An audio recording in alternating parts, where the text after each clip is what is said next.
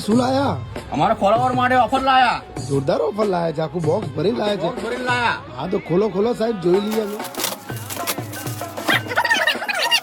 જય માતાજી મિત્રો, જે ઓરિજિનલ બર્ડ્સના શોખીન છો મિત્રો, તો આપણે બોટ કંપનીના જોરદાર ક્વોલિટી લઈને આવી ગયા છે ફૂલ સ્ટોકમાં મિત્રો. અને તમને ક્વોલિટી બતાવી દઉં મિત્રો, ક્વોલિટી જોઈ લો, એક નંબર ક્વોલિટી છે.